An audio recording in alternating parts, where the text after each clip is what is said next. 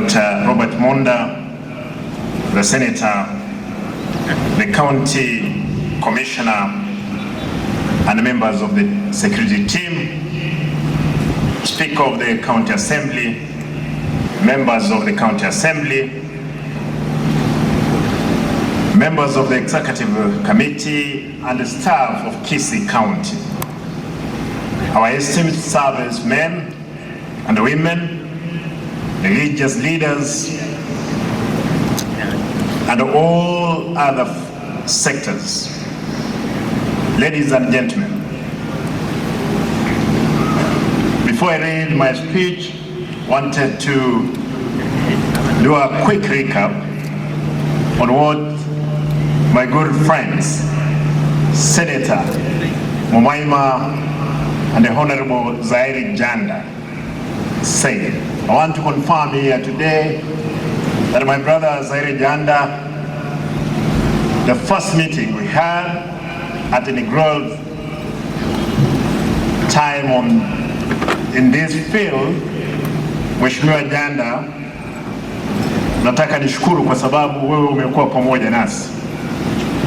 Vile vile Mheshimiwa Chanda, nataka nikurudishe shukrani sana kwa sababu kulikuwa na shamba ambao mlikuwa mnapigana na gavana aliyepita kule ATC, ambao ni shamba lako ambao ulikuwa umepewa na Lands Commission, lakini kwa kuongea na wewe Mheshimiwa Janda alipeana shamba hilo liwekwe hospitali ya kansa. Asante sana ndugu yangu. Mambo ya diplomacy ndio mimi nilisomea na ninajua kwamba vile vya kuongea na kila mmoja. Asante kwa kutupea lile shamba. Pili, nataka nitoe shukrani zangu kwa sababu tulikuwa tumeongea na County Commissioner kwamba tunahitaji museum yetu hapa, na in the supplementary budget ambao tutakuwa nayo tutaweka fedha za kuanza museum ile. Nikubalie nisome speech yangu ndiposa nipeane mwelekeo wananchi watukufu.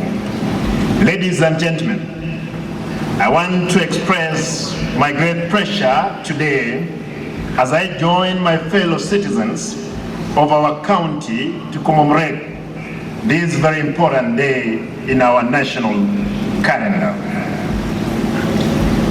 Mashujaa Day is a day set aside to recognize and commemorate the great heroes and heroines, gallant men and women, both alive and those who have gone before us, whose sacrifice has contributed immensely to the freedom which we enjoy today. Ladies and gentlemen, first, let me take this opportunity to express my gratitude as I join you in the marking of Mashujaa Day, an important day in our national calendar. Kisii County is featured prominently on the Kenya map as one of the regions that have been and continue to be home to national heroes. It is from this region that senior provincial administrators such as Musa Nyandusi, Amwen Kingoina Gichana, Zakaria Ngwenyi Ooga, Asha Onyego, among others, who in the past served our great nation as senior chiefs, have hailed from. Our political leaders, who among them Simeon Nyachai, George Anyona, Sakari Onyonka, among others, will forever be remembered for their diligent service to our county and the country. I salute them. Ladies and gentlemen, the list of our heroes will not be complete without the mention of Kenyan's international footballer Henry Motigo and the World Athletics Reign 5,000 meters champion Helen Oberi, Yabes Ondieki, Nyantika Miyoro, among other many others, Julius Wako, Hezron Mukamba, Stanley Kogoro, and all these are the people who have won either silver, gold medals, all of them. Thomas Osano, Josephat Machuka, Oanda Kerochi, Jacqueline Torori, Gilbert Okari, Nancy Mwenga, Eunice Sagero, Julius Onderi, Evans Mayaka, Aperi Gesemba, Peter Munyanja, Joel Onunga, Charles Obogi, Toch Muchache, Melen Mugaka, Aberi Odenyo, Owen Magori, Firis Ongori, Valentine Orale, Douglas Mumanyi, Grace Mumanyi, Jane Omoro, Benjamin Orina, John Wako, Sam Nyagicha, Ondoro Osoro, Mary Mora, Irene Mugaka. The liberation story of Otenyo Yamantere, a brave Kisii warrior who held our community wage war against the colonialists, way before the Mau Mau movement decades later, will not as well be forgotten. On account, Commissioner, when you guys from Central, you are happy of the Mau Mau, we had our own Otenyo, who went ahead and confronted the colonialists before the Mau Mau was in place. These brave men and women have and continue making our country proud. Today, we celebrate our leaders, TAL's farmers, teachers, businessmen, our workforce in the civil service, our men and women in uniform, and everyone whose hard work and effort not only feed, clothe, and house families, but also ensure our children access affordable education. Ladies and gentlemen, away from the makers of our nation, our county is still facing challenges our nation has faced since Kenya attained self-rule. Millions of our people are still unable to access affordable health care, education, and safe and clean water, with poverty level at all-time high. In their wisdom, the framers of our Constitution took note of the above challenges. Through this realization, the clamor for a new Constitution aimed at bringing service closer to Mwananchi kicked in, resulting in the 2010 Constitution. Ladies and gentlemen, today's gathering has been possible by the 2010 Constitution, which has enabled it to devolve crucial government functions that now allow our people to engage in a nation building while sharing the national cake. Close to 2 months ago, during our inauguration as the second county administration, we informed the nation we had inherited a run-down county, one built on cronyism and personal connections at the expense of development and service delivery. Ladies and gentlemen, in the past month, my administration commissioned an audit on the human resource capacity of our county. The audit revealed glaring gaps that now calls for strengthening our payroll system and a close scrutiny of the county's human resource infrastructure. We cannot continue running a county where cartels are running multiple payments accounts. Staff have different national identity cards that do not match their tax pins.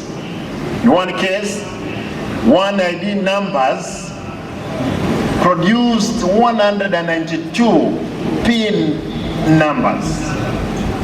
That shows how our state of resource in the human resource management is. Not staff continue drawing salaries without the request qualification, among other shocking findings. Ladies and gentlemen, the cancer of corruption has not only affected the county's human resource department, but has spread its tentacles to the procurement sector of our administration. The county government is facing pending bills running into billions of shillings, with some of the payment questionable and an outright attempt to steal from the taxpayer. My administration has flagged 67 payment claims submitted for payment after discovering they were all ghost roads construction works. To this end, I have instructed the setting up of a pending bill committee to interrogate all pending payment. I wish to assure contractors and the suppliers that those who have engaged in genuine work shall be paid, but for those who have not shall not be paid and must be subjected to the law. Ladies and gentlemen, my administration has commenced internal administrative action to rectify these anomalies, lining with national government directives to all 47 counties that called for strengthening county payroll systems. I've started in the past. This is not a witch hunt, but a deliberate step towards ensuring we have in place an efficient county service. Ladies and gentlemen, we made a convent with our people during our grilling campaign. We assured our people that we will not only keep the covenant, but see to it that the pillars of covenants is anchored on, namely devolution, governance, wealth creation, sustainable environmental conservation, and social development, enablers and ICT stand.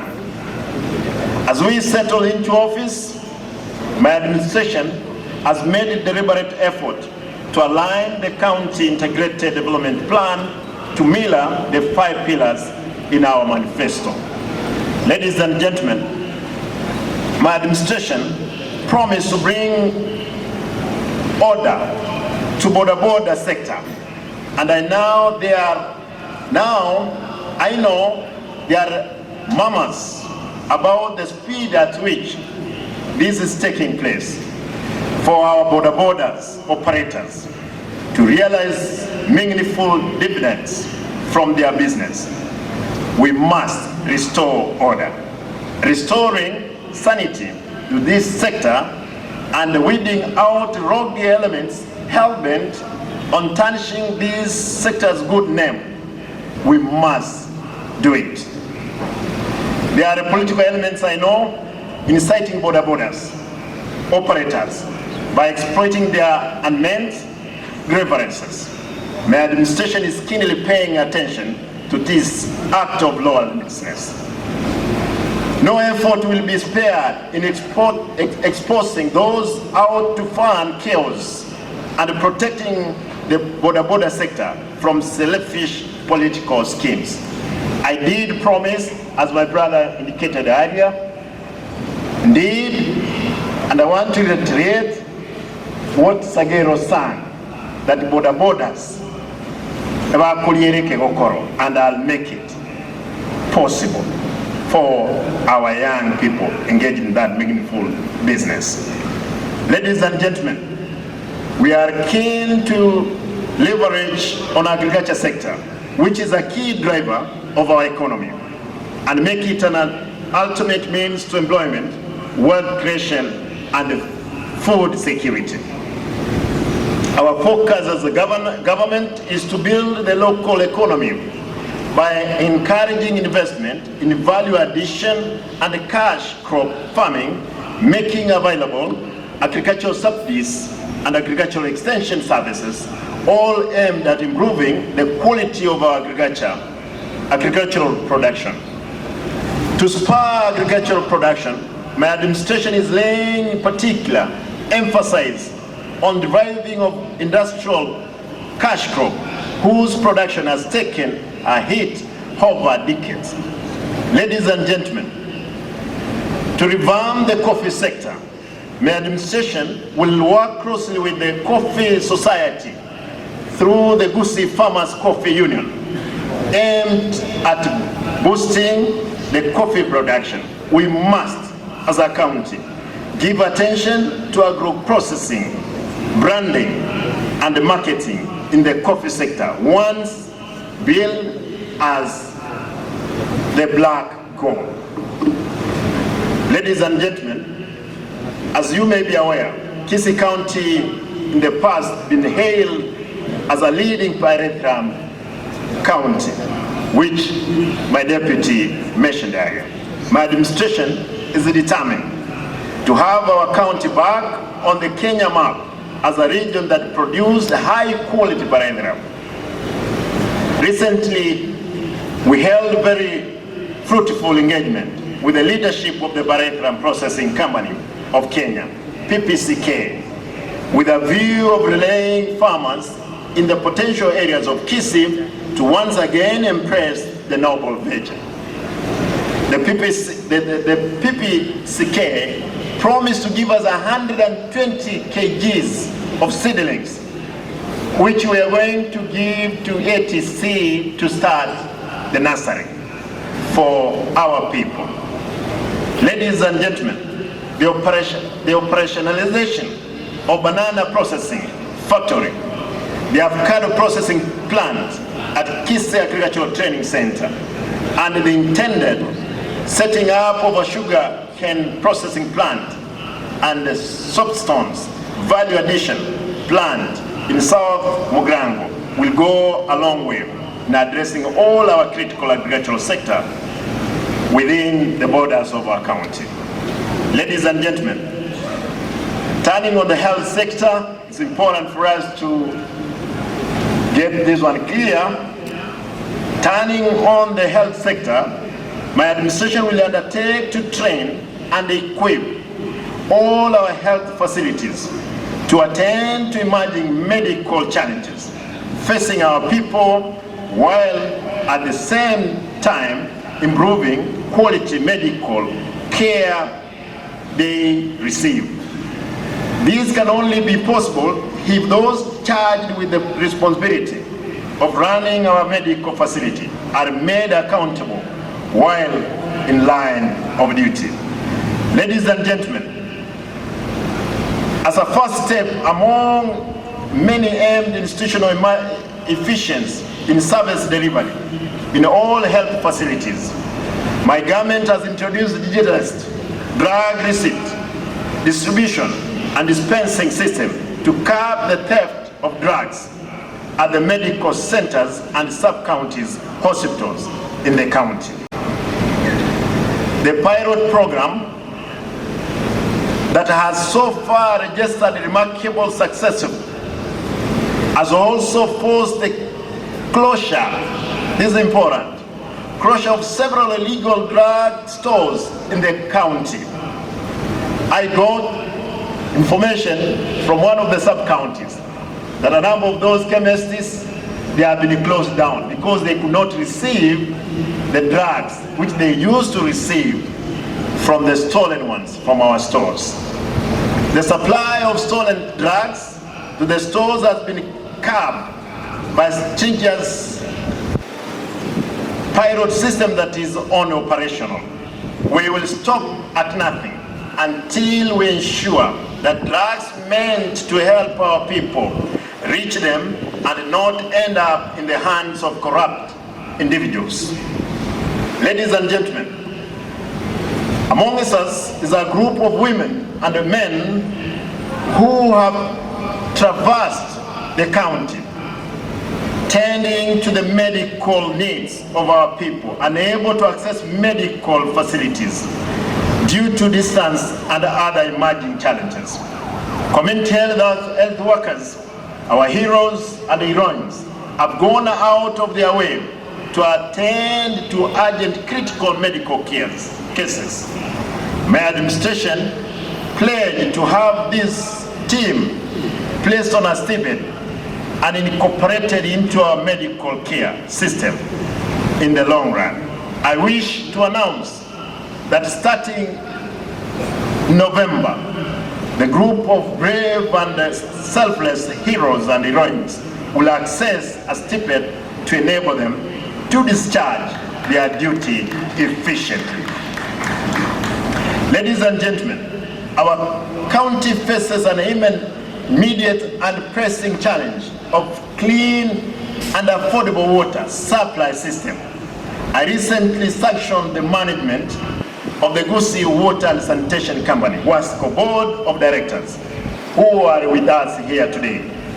I wish to call upon the water management body to urgently exploit and address the acute shortage of water supply by ensuring resumption of water supply to residents of Kisii municipality and its environment. Ladies and gentlemen, the challenges in the water sector have been characterized by infighting among the members of the Water Management Board. Only last year, the county government of Kisii missed out on the 2 billion grant as the members of the Water Management Board, WASCO, fought over paltry of 91 million of COVID money. These men and women were busy fighting for 91 million. When the grant came in, this money was diverted to a neighboring county. A sad story, but I'm happy that we have restored order in WASCO to deliver. We are weighing, I know, we have around 120 million, which money if we don't utilize by the end of the month will go back to the fund.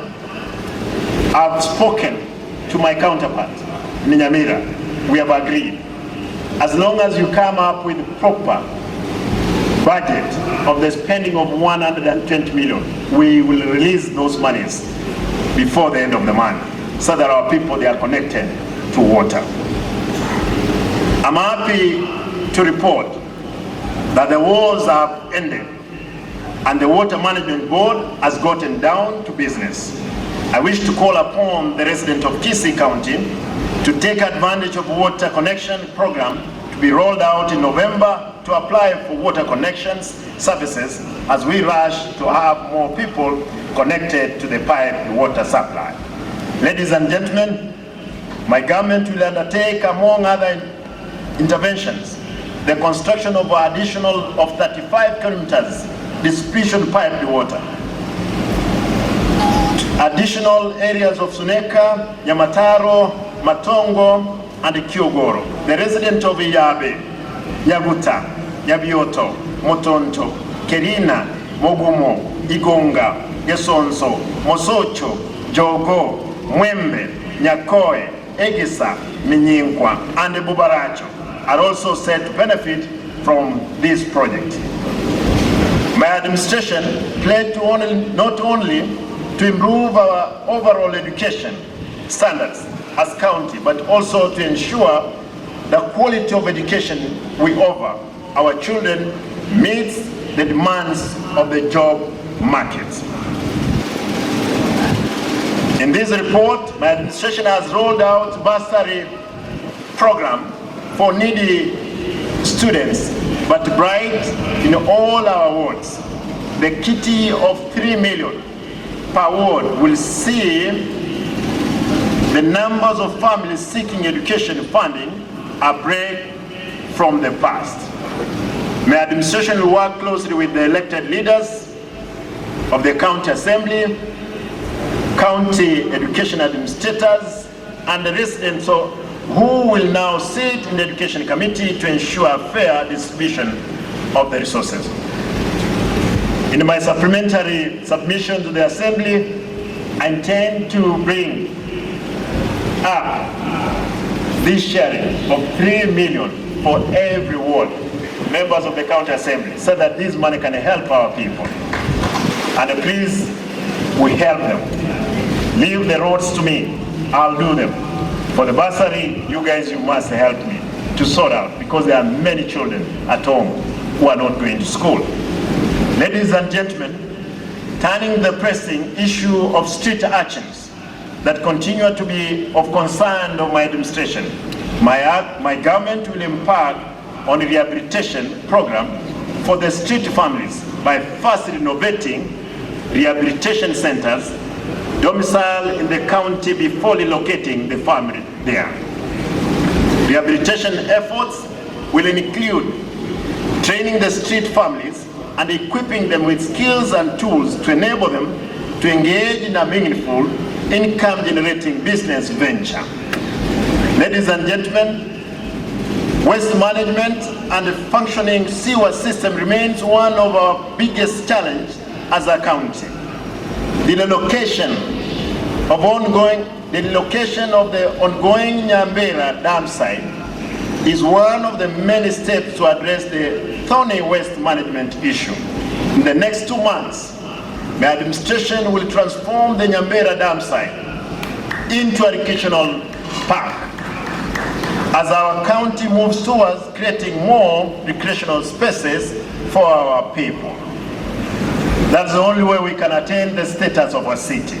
If we must open all roads which have been encroached, all spaces which have been grabbed, we will reclaim them for us to start looking into forward many other steps that we'll make. We cannot address the matter of water and sanitation without addressing the water towers. Our forest cover continue to play a significant role in the water ecosystem and it must be protected. My administration is alarmed by encroachment cases in our forest and riparian land. To protect these natural resources, my administration wishes to ask those who have encroached on the spaces or the forest land to vacate and allow its restoration. This is non-negotiable. We shall seek to involve community around the forest, land, and environmental protection and conservation. In conclusion, the task ahead of us of turning around the economic fortunes of our people is not only enormous, but challenging. Paramount is the support from our development partners, national government, and other key stakeholders. My administration will rely on to you actualize our service delivery and development agenda.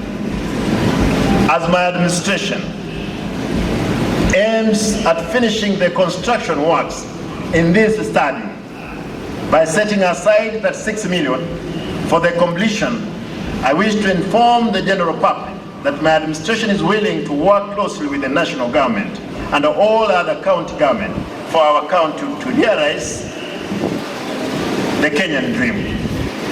Back to this field, I want to tell you, the people who are working in this field, people who are working on this track, they had accelerated the measurement of this track from 5,000 to 7,000.